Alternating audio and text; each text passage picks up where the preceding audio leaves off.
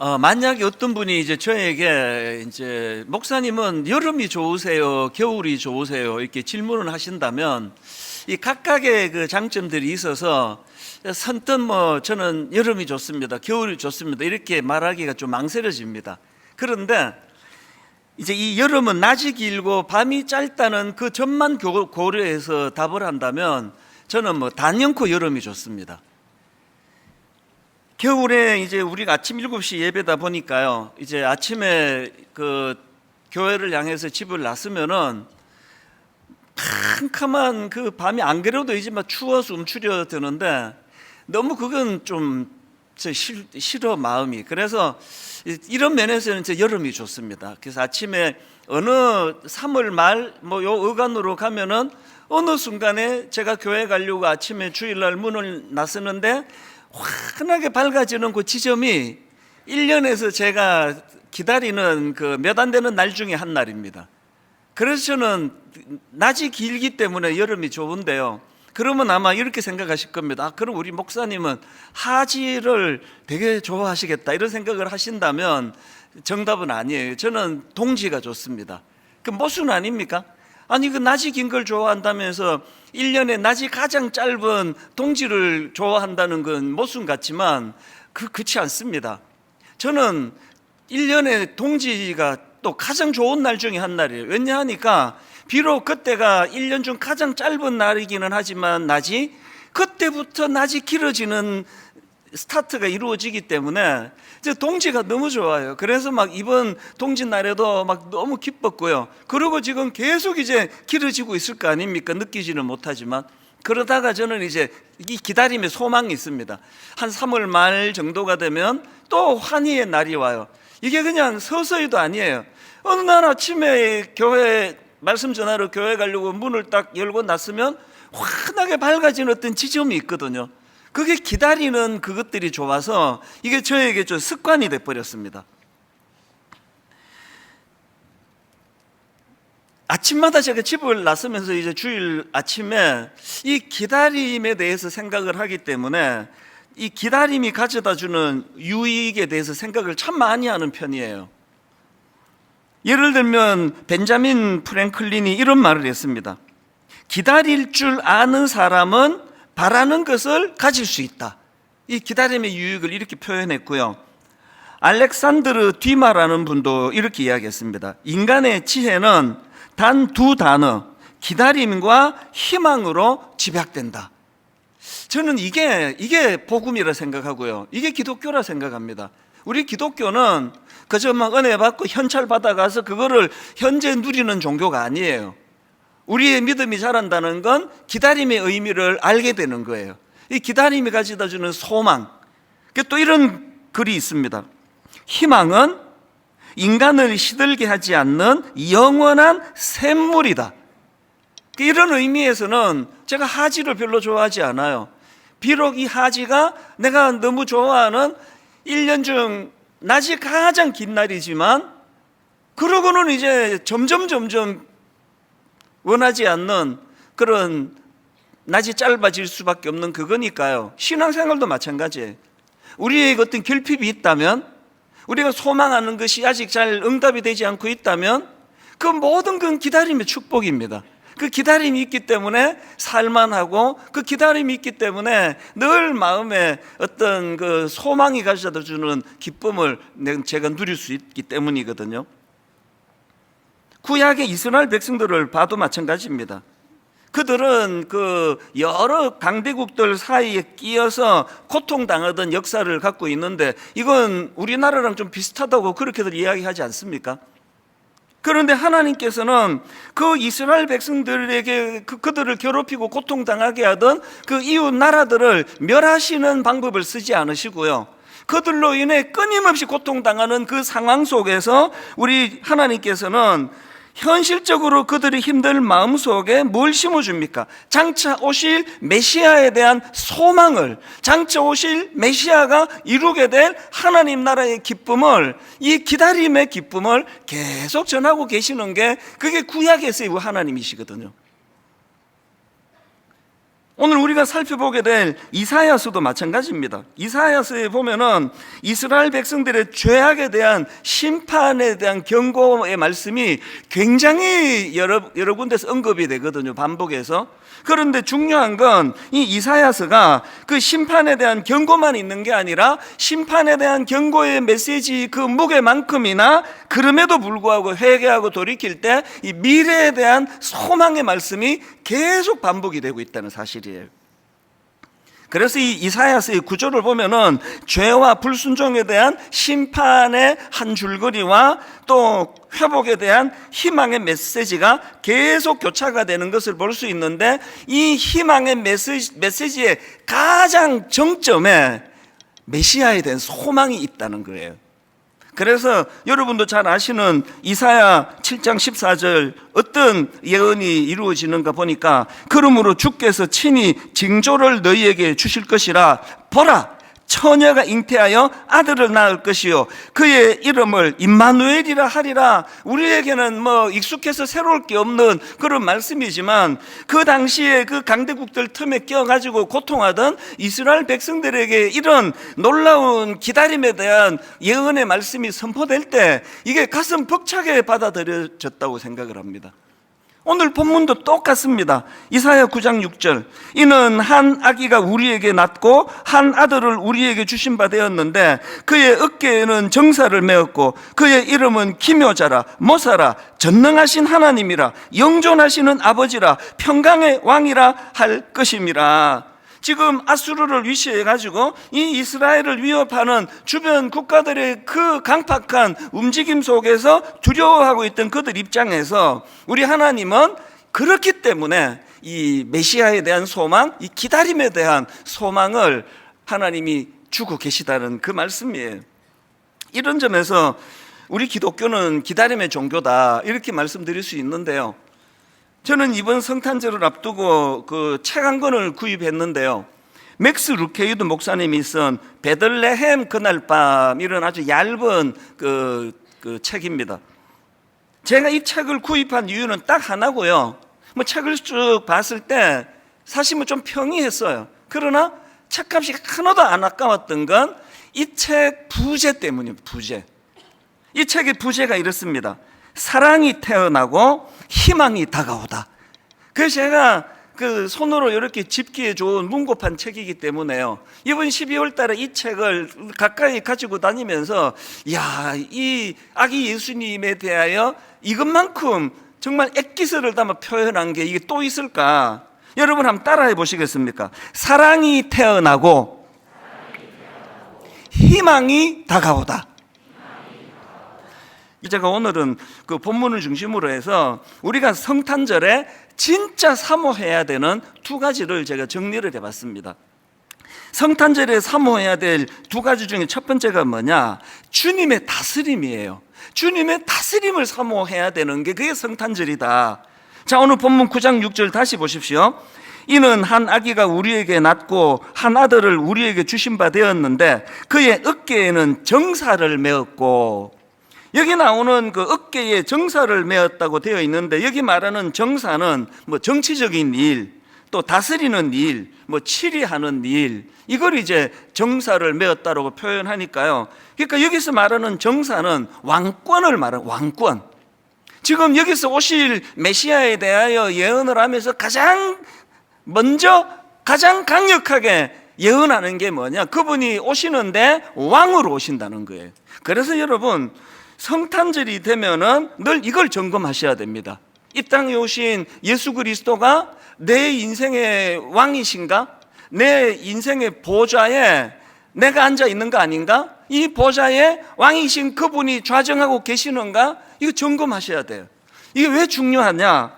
요즘 제가 정독하면서 읽는 책이 있는데요, 김상근 교수님이 쓴 군주의 거울이라는 책이 있습니다. 이 책의 부제가 아포리아 시대의 인문학, 이렇게 되어 있는데요, 이 아포리아라는 것은 철학 용어의 하나인데요, 해결 방도를 찾을 수 없는 난관의 상태, 이게 아포리아의 상태라고 제가 그 지식백과를 찾아보니까 그렇게 설명하더라고요. 그리고 또 이 책의 저자가 말하는 아포리아도 같은 개념이에요. 아포리아가 뭐냐? 어떻게 해볼 수 있는 것이 없는 상태, 이게 아포리아의 상태래요. 그리고 길 없음의 상태이자 출구 없음의 상태, 이게 아포리아래요. 그래서 고대 그리스에서 이 단어는 위기보다 훨씬 심각한 상태에 직면해 있는 것, 이게 아포리아래요. 그런데 이 책에 보면은 저자가 오늘 우리 대한민국이 아포리아 상태라는 거예요. 어떻게 할 수 없는 상태, 길 없음의 상황에 내몰려 있는 상태, 이게 오늘 우리나라의 상황이라는 거예요. 여러분, 학자들이 이렇게 분석할 때는요, 뭐 대충 그렇게 하는 거 아니에요. 철저한 근거와 이런 것들을 학문적으로 그렇게 조명하기 때문에 저는 이게 굉장히 심각하게 받아들여졌거든요. 이분이 쓴 글 내용을 한번 일부를 읽어드릴게요. 지금 우리는 절망의 시대를 견디며 살아가고 있습니다. 곤궁한 시대를 버티게 해주던 희망의 사다리가 사라지고 있다고 합니다. 세상살이가 점점 더 힘들고, 그리고 왜 이렇게 돼버렸는가를 이제 한번 들어보십시오. 세상살이가 점점 더 힘들고 젊은이들 사이에 희망이 사라지고 있는 이유는 우리 사회에 진정한 리더가 부재하기 때문입니다. 총체적인 리더십의 부재야말로 우리 시대의 질곡을 가장 정확하게 설명하는 틀입니다. 오늘 우리 대한민국이 어떻게 손을 써볼 수 없는 상태, 길 없음의 상태, 아포리아의 상태가 되어버렸는데 그 원인이 뭐냐? 지도자가 부재하기 때문이라는 거예요. 이런 상황이기 때문에 이 저자가 이런 권면을 하는 걸 들어보십시오. 지금까지 우리는 남들보다 빨리 노를 젓기 위해, 남들보다 먼저 목적한 항구에 도착하기 위해 고개를 숙인 채 열심히 노를 저어왔습니다. 앞을 향해서만 달려왔습니다. 그러나 인문학은 우리들에게 숙였던 고개를 들고 젓고 있는 노를 내려놓고 밤하늘의 별을 보라고 요구합니다. 북극성은 어디에 있는지, 내 인생의 좌표는 어느 곳인지, 인생의 방향을 어떻게 정해야 할지 자신을 성찰하라는 것입니다. 지금 이 시대가 아프리아 상태인데, 지금 이 시대가 혼미하고 뭐가 진리고 뭐가 잘못된 길이고 뭐가 가야 되는 길인지가 지금 이게 규명이 잘 안 되는데, 열심히 노져가지고 목적지만 달리면 뭐 하느냐? 먼저 열심히 노젓기 전에 그 땅만 쳐다보지 말고 고개를 들어서 북극성을 보라는 거예요. 북극성이 뭡니까? 길을 가르쳐 주는 거 아닙니까? 동서남북을 알려주는 북극성을 바라보고 내 인생의 좌표가 어디 있는지, 인생의 방향을 내가 어떻게 정했는지 이 점검을 먼저 하라는 거거든요. 제가 요즘에 이 책을 정독을 하는 이유는 아까 말씀드렸잖아요. 이렇게 지금 우리나라가 아포리아, 어떻게 해볼 수 있는 게 아무것도 없는 상태, 길 없는 상태, 출구 없음의 상태가 돼버렸는데 그 이유가 뭐라고요? 리더가 없기 때문인 거예요. 지도자가 없기 때문인 거예요. 이게 저는 두려웠습니다. 제가 분당 우리 교회 담임 목사잖아요.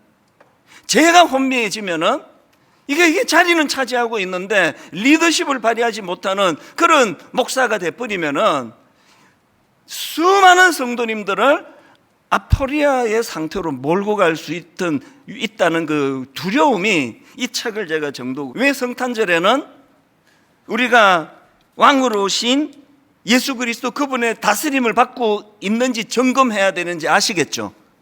아무리 열심히 살면 뭐합니까? 아무리 그냥 앞만 보고 땀을 뻘뻘 흘며 노를 저어봐야 이게 지금 길 없는 길인데, 그게 시편에 나오는 바람에 나는 겨와 같이 뭐 열심히 했는데 맨날 제자리에 맨날. 안 그렇습니까? 이제 열심히 하기 전에 정말 왕으로 오신, 어깨에 정사를 메고 오신 예수 그리스도가 내 마음의 보좌에 그분이 좌정하고 계시는가? 그분은 내 인생의 왕이신가? 나는 그분의 영향력 아래에 있는가? 그분은 내 인생의 북극성이 되시는가? 그래서 내가 잠시 혼란하더라도 금방금방 내 인생은 혼란하지 않아, 이렇게 말할 수 있는 삶을 살고 있는가? 이걸 점검하셔야 된다는 거죠. 그런가 하면 두 번째로 우리가 성탄절에 진짜 사모해야 되는 게 하나 더 있는데요. 왕으로 오신 예수 그리스도로 인해서 내 안에 이 감탄이 회복되고 있는가? 이 감탄의 회복이에요. 오늘 본문 이사야 9장 6절 다시 보십시오. 이는 한 아기가 우리에게 낳고 한 아들을 우리에게 주신 바 되었는데 그의 어깨에는 정사를 메었고 그의 이름은 기묘자라 모사라 전능하신 하나님이라 영존하시는 아버지라 평강의 왕이라 할 것임이라. 제가 보니까요, 뒤에 나오는 전능하신 하나님이라 영존하시는 아버지라 평강의 왕이라, 이게 훨씬 더 중요한 개념 같아요. 근데 맨 앞에 그의 이름은 기묘자라 모사라 이렇게 지금 전제를 하고 있는 게 무슨 의미가 있느냐? 제가 라이프 성경 사전을 찾아보니까요, 여기 맨 앞에 나오는 기묘자, 이게 히브리어로 펠레라는 단어인데요, 이 펠레는 경이로운 일, 불가사의한 것, 이런 뜻을 가진 단어라는 거예요. 그래서 영어 성경으로 보면은 원더풀 이렇게 번역하고 있는 걸 볼 수 있는데요, 여러분 다 아시지만 이 원더풀이라는 건 미국 사람들이 사용하는 대표적인 감탄사 아닙니까? 조금 가슴이 벅차고 감탄이 일어나면은 그들 입에서 그냥 계속 나오는 게 원더풀, 뷰티풀, 원더풀. 이게 지금 우리 주님의 속성을 묘사하는 기묘자라는 뜻이에요. 그리고요, 이 우리말 성경으로는 기묘자 그리고 콤마하고 모사라 했는데 이게 썩 잘된 번역이 아니에요. 이 기묘자와 모사 사이에 콤마가 있으면 안 돼요. 왜? 이게 한 개념이니까요. 그래서 영어 성경으로 보면 기묘자라 콤마 모사라 이 부분을 영어 성경으로 보면 그냥 원더풀 카운셀러 이렇게 돼 있습니다.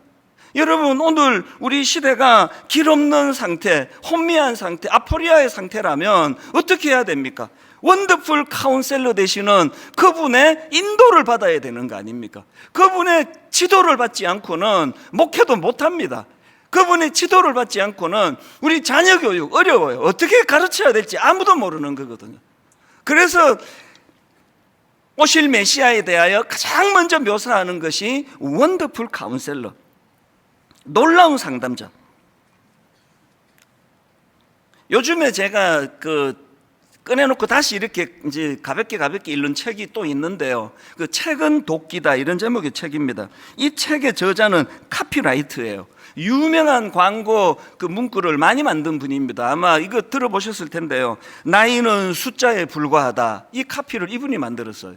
그리고 생각이 에너지다, 그리고 또 혁신을 혁신하다, 이런 히트 문구를 만든 전문가인데요, 이분이 쓴 책을 보니까 이 감탄과 관련된 내용이 꽤 많은 겁니다. 그 중에서 제 마음에 남는 문장 하나를 제가 발견했는데 굉장히 제가 이걸 메모해 놓고 묵상을 해요. 이런 내용입니다. 기억하는 가장 좋은 방법은 감동받는 것이라. 기억하는 가장 좋은 방법은 감동받는 것이라. 이게 왜 중요한지 쭉 한번 읽어드릴게요. 기억하는 가장 좋은 방법은 감동받는 것이라고 합니다. 그래서인지 지식이 많은 친구들보다 감동을 잘 받는 친구들이 일을 더 잘합니다. 감동을 잘 받는다는 건 풍요로운 삶을 살고 있다는 증거이기 때문입니다. 그 친구들은 돈이 있건 없건 상관없습니다. 그 친구들은 나뭇잎 하나에도 감탄하고 음악 하나 들으면서도 정말 좋다는 걸 알아요. 그런 친구들이 일도 잘하고 인생이 풍요롭죠. 감탄을 잘하는 그 사람이 일을 잘한다는 거예요. 이건요, 20년 동안 분당 우리 교회를 거쳐간 굉장히 많은 부교육자들을 제가 관찰하면서 제가 이분의 말에 100% 동의를 해요. 누가 목회를 잘하느냐? 감탄을 잘하는 그 목사님이 목회를 잘하더라고요. 감동을 잘 받는, 감사가 잘 흘러나오는 그분이 신방을 가면 꼭 그 성도를 감탄하게 만들고 돌아오는 거거든요. 본인이 메말랐는데, 본인이 감동이 없는데, 본인이 그저 신방 가야 되니까 가는데 거기서 무슨 감탄이 전수가 되겠냐고요. 그래서 저는 수문학교의 목사님들도 그렇고 우리 부교육자들 만날 때마다 저는 별명이 있는데 공포의 반복이에요. 엄청 반복을 많이 하거든요. 감탄을 회복해라, 감사를 회복해라. 뭘 말하고 싶은 겁니까? 감탄이 있는 사람이 목회도 잘해요. 감탄이 있는 사람이 모든 자기 맡은 이분 카피라이트를 보니까 자기가 그 직원들을 보니까 감동이 있고 감탄이 있는 그 사람이 일도 잘하더라는 그 얘기 아닙니까? 또 이런 내용도 있습니다. 창의력이라는 건 무심히 보지 않고 경탄하면서 보는 것이죠. 집중하는 습관을 들이라는 것입니다. 창의적인 사람이 되고 싶다면 우리는 자두를 보고 수박을 보고 사과를 보고도 감동할 줄 알아야 합니다. 누가 창의적이라고요? 사과 하나를 보고도 감동하는 거예요. 자두 하나를 보고도 감탄하는 거예요.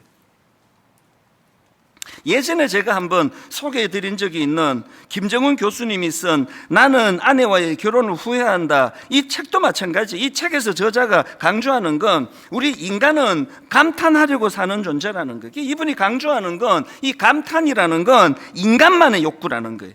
감탄은 인간을 다른 동물과 구별짓는 가장 중요한 특징이라는 거예요. 여러분, 지난 한 해를 돌아보세요. 날아가는 새만 보고도 웃음이 그치지 않아가지고 감탄하며 웃던 이런 순간이 여러분 지난 365일 동안에 몇 번이나 있었냐고요.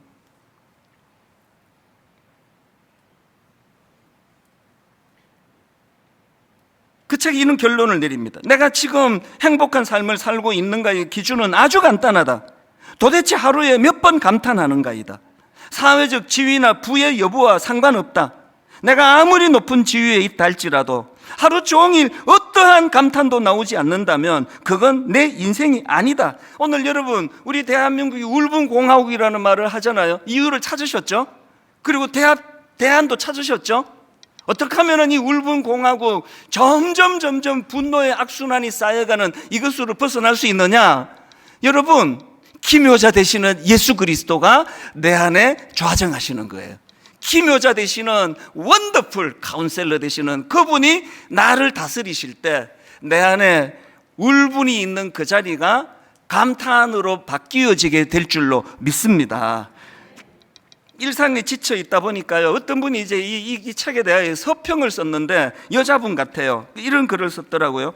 언제부턴가 나는 아무리 멋진 경치를 보아도, 아무리 맛있는 음식을 먹어도, 아무리 좋은 선물을 받아도 마음에서 우러나는 감동을 느끼지 못했다. 나중에는 내 삶 전체가 그저 의무감으로 분위기를 맞추기 위해 감동하는 척하며 살았던 것이다.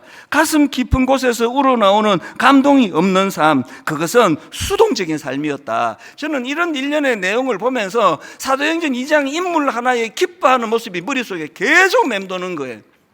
여러분 아시죠? 사도행전 3장 6절 베드로가 이르되 은과 금은 내게 없거니와 내게 있는 이것을 너에게 주노니 나사렛 예수 그리스도의 이름으로 일어나 걸으라 하고 오른손을 잡아 일으키니 발과 발목이고 힘을 얻고, 그 다음 8절 뛰어서서 걸으며 그들과 함께 성전으로 들어가면서 걷기도 하고 뛰기도 하고 하나님을 찬송하니, 이 거지가 성전 문 앞에서 구걸하며 살아가는 이 거지가 평생에 경험하지 못한 감탄을 경험했습니다. 왜 경험했습니까? 왜 경험하게 됐습니까? 기묘자 되시는 예수 그리스도의 이름의 능력을 경험했거든요. 그랬더니 이 거지가 영향을 미치기 시작하네요. 그 다음 9절 10절을 보십시오. 모든 백성이 그 걷는 것과 하나님을 찬송함을 보고 그가 본래 성전 미문에 앉아 구걸하던 사람인 줄 알고 그에게 일어난 일로 인하여 심히 놀랍게 여기며 놀라니라. 평생을 감탄 없이 살아가던 이 거지에게 기묘자 되신 예수 그리스도의 이름의 능력이 나타나니까 주변 사람에게 영향을 미치는 거예요. 주변 사람들이 이 거지를 보고 영향을 받아가지고 다 감탄하는 거예요. 여러분, 어떤 영향력 있는 자리에 계십니까? 영향력 있는 자리가 그 사람을 영향력 있게 만들지 않아요. 여러분 내면의 기묘자 예수가 여러분 인생의 주인이 되실 때, 여러분 인생의 감탄이 회복이 될 때, 기뻐 춤을 추는 감격이 내 안에 일어날 때, 그때 비로소 영향력 있는 인생이 될 줄로 믿습니다. 이런 감탄의 삶을 산 인물이 구약의 다윗 아닙니까? 시편 139편 17절 하나님이여 주의 생각이 내게 어찌 그리 보배로우신지요 그 수가 어찌 그리 많은지요 내가 세려고 할지라도 그 수가 모래보다 많도소이다 내가 깰 때에도 여전히 주 함께 있나이다. 여호와 하나님에 대한 감탄이 다윗에게 있었거든요. 여호와 하나님에 대한 감탄이 있으니까 그런 사람이 자기 인생을 어떻게 바라보고 있느냐. 14절을 보세요. 14절 다윗이 이렇게 말합니다. 내가 주께 감사하오면 나를 지으심이 심히 기묘하심이라. 주께서 하시는 일이 기이함을 내 영혼이 잘 아나이다. 여러분 여기 나오는 나를 지으심이 심히 기묘하심이라 이 말씀을 직역하면 나는 기막히게 감탄스럽다. 영어로 제 발음이 안 좋아서 화면으로 좀 자막으로 띄워달라 그랬는데요. 영어로 이렇습니다. I am awesomely wonderful. 다윗은 지금 자기 인생을 기막히게 아름다운 인생이라고 묘사합니다. 왕이 된 다음에는 겉으로 보기에도 기막히게 아름다웠겠지만 다윗은 목동 아닙니까? 목동. 평생 그렇게 그 권력자에게 쫓겨 도망다니던 인생 아닙니까? 그런 자기 인생에 대하여 나는 울분이 많아, 나는 상처가 많아, 니들도 나만큼 상처를 겪어보면 나한테 다른 말 하지 못해, 나는 세상은 나 울분으로 가득 차 있어. 다윗은 그렇게 말하지 않았습니다. 다윗은 나를 지으심이 심히 기묘하심이라. I am awesomely wonderful. 나는 기막히게 아름다운 인생이야. 내 인생이. 이 감탄을 회복하는 사람. 시편 8편도 마찬가지 아닙니까?